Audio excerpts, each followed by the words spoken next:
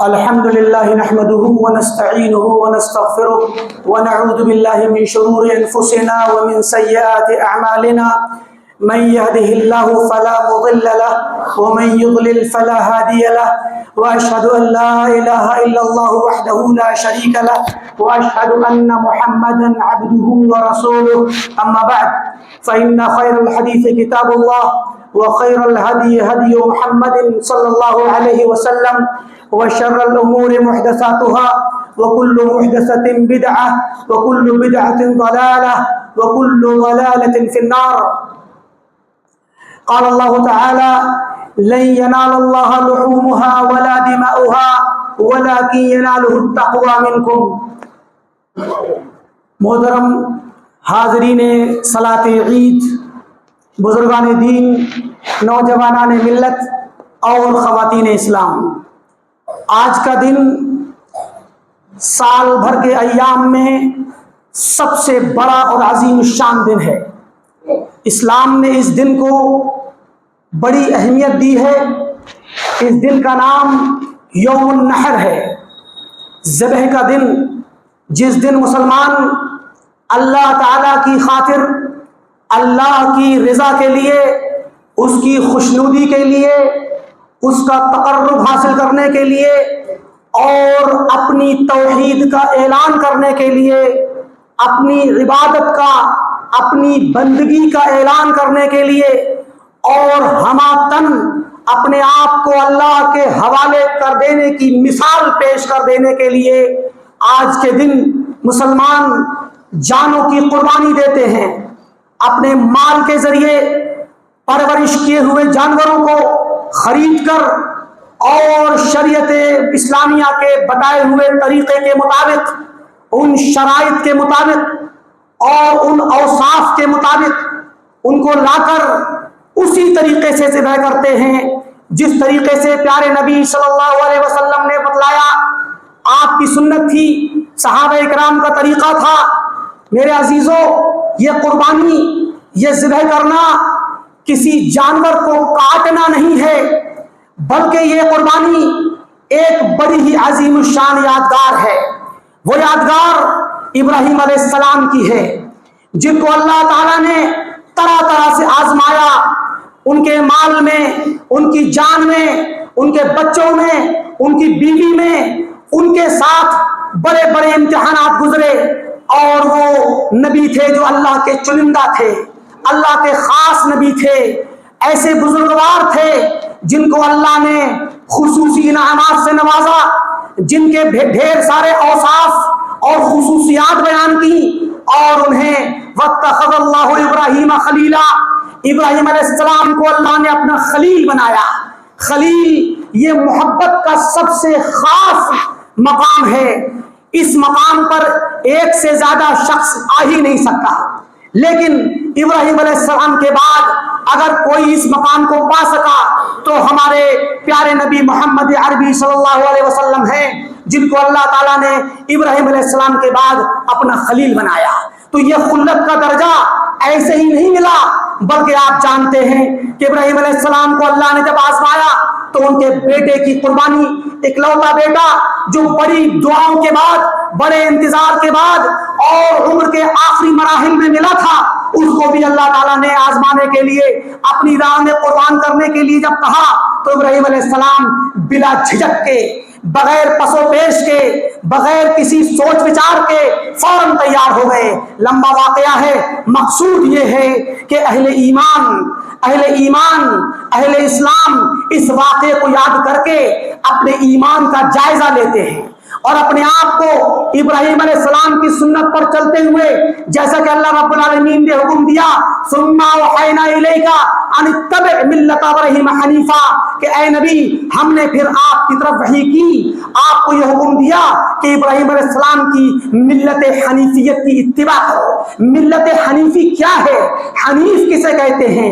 حنیف کہتے ہیں توحید پہ چلنے والا اور شرک سے بچنے والا.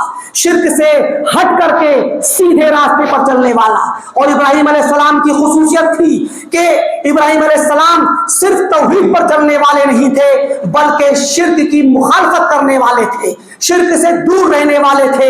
اسی لیے اللہ رب العالمین نے ابراہیم علیہ السلام کے بہت سارے اوصاف گنوائے. ان ابراہیم کان امۃ قانتا للہ حنیفا وما کان من المشرکین, اور فرمایا ولم یکن من المشرکین. تو یہ ابراہیم علیہ السلام کو شرک سے بچنے والا قرار دینا اور حنیف قرار دینا یہ آپ کی خصوصیت ہے. اور اسی خصوصیت کے لیے اللہ رب العالمین نے اہل اسلام کو اس سنت کا پابند بنایا. وَفَدَيْنَاهُ بِذِبْحٍ عَظِيمٍ وَتَرَكْنَا عَلَيْهِ فِي الْآخِرِينَ, کہ ہم نے ان کو ایک بہت بڑا فدیہ دیا ایک جانور کا, اور اس کے بعد ان کے بعد آنے والوں میں ان کی سنت کو چھوڑ دیا, زندہ رکھا تاکہ لوگ ان کی اقتدا کریں. میرے عزیزوں, یہ جو قربانی ہے یہ ایمان کا امتحان ہے, یہ اس بات کا امتحان ہے کہ ہم اللہ کے نیک بندے ہیں, اللہ کی خاطر اپنا مال خرچ کر سکتے ہیں, اپنی جان خرچ کر سکتے ہیں, اللہ کی خاطر ہم جانوں کو ذبح کر سکتے ہیں.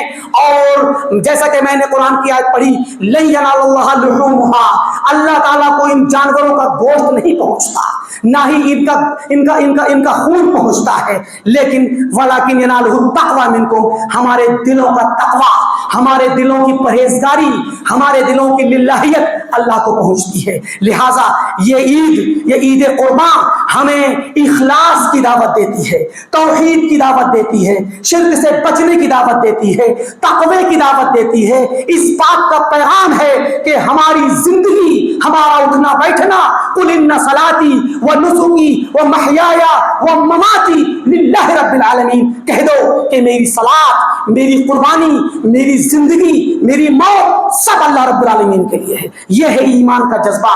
اصل مقصد اس قربانی کے پیچھے اپنے آپ کو اللہ کے حوالے کرنا ہے, اپنے ایمان کو پاک کرنا ہے, صاف کرنا ہے, اور اپنے ایمان کو صاف کرنے کے بعد توحید کا اعلان کرنا ہے. ان چند مختصر مقاصد کے بعد میں آپ حضرات کے سامنے چند احکام بتلا دوں عید قربان کے. عید قربان کے احکام یہ ہیں کہ ہم ایسا جانور خریدیں جو ہماری استطاعت کے مطابق ہو, ہمارے جو اللہ نے ہمیں وسعت دی ہے, جن لوگوں کو وہ قربانی کریں, جن کے پاس قربانی کرنے کی وسعت نہیں ان کے لیے کسی طرح کی کوئی پریشانی کی بات نہیں, اور انسان اپنی استطاعت کے مطابق قربانی کرے, اچھا جانور لائے. اللہ کے نبی صلی اللہ علیہ وسلم کا طریقہ تھا کہ آپ اچھے خوبصورت جانور خریدتے تھے. حدیث میں آتا ہے کہ اعطی بکبشین املحین اقرنین, بڑے خوبصورت اور سینگ والے, بلکہ بعض روایتوں میں ہے کہ کانا یجلس فی سواد ویمشی فی سواد وینظر فی سواد, یعنی سفید کلر کا اور کالے چتکبرا, اس کا پیٹ کالا تو زمین پہ بیٹھتا تو سیاہی میں بیٹھتا, اور دیکھتا تو سیاہی میں دیکھتا, یعنی آنکھوں کا کلر بھی کالا تھا چہرے پہ, اور بیٹھتا, اور ایسے ہی جب چلتا تو چلتا بھی سیاہی میں, یعنی پیروں میں سیاہی تھی, باقی جسم کالا تھا. تو گویا چتکبرا ہو, خوبصورت ہو, جو ہماری استطاعت کے مطابق ہو. لیکن اگر ایسا نہیں ہے, ایک کلر کا بھی ہے تو کوئی حرج کی بات نہیں. جانور کو لانے کے بعد جب اس کو ذبح کریں تو پہلے نمبر اس کو آپ اس کے بائیں پہلو پر لٹائیں, سنت یہی ہے, اور چھری تیز کر لیں. حدیث میں آتا ہے کہ اللہ تعالیٰ نے ہر چیز میں اچھے کرنے کو, ایک پرفیکشن کو اللہ نے فرض کیا ہے. لہٰذا ضرورت اس بات کی ہے کہ جب ذبح کرو تو اچھے سے تیز کر لو چھری, تاکہ جانور کی گردن جلدی سے کٹ جائے اور اس کو تکلیف نہ ہو.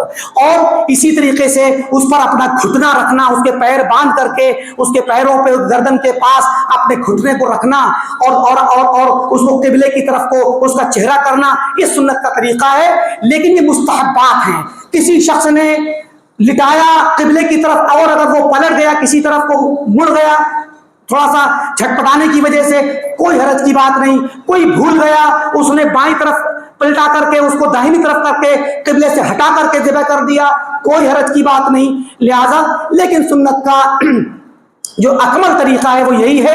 اور اسی طریقے سے گوشت کو انسان خود بھی کھائے, دوسروں کو بھی کھلائے, عزیز و اقربا پڑوسیوں میں بانٹے اور فقراء کو بھی دے. یہ عید ہمیں سخاوت پر ابھارتی ہے, یہ عید ہمیں پڑوسیوں کی دیکھ بھال کرنے پہ ابھارتی ہے. اور خاص کر اگر آپ کے پڑوسی حتیٰ کہ ایسے غیر مسلم ہوں جو گوشت کھاتے ہوں, جن کے گوشت کھانے میں کوئی اعتراض نہ ہو, تو ان کو بھی آپ گوشت دیں, ہدیہ دیں. یہ عید آپ کو خوشیاں بانٹنے کا ایک پیغام ہے.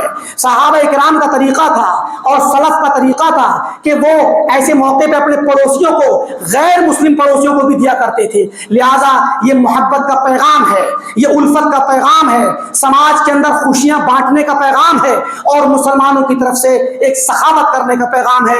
آخری بات یہ کہوں گا کہ مسلمان قربانی کریں پورے طریقے سے اسلامی آداب کا لحاظ کر کے, اور ان جانوروں کی کریں جن کی اجازت شریعت نے دی ہے, اور ان چیزوں سے بچے جن سے فتنہ ہوتا ہے, جن سے گورنمنٹ نے یا بعض فرقوں یا بعض لوگوں کے جذبات کو ٹھیس پہنچتی ہے.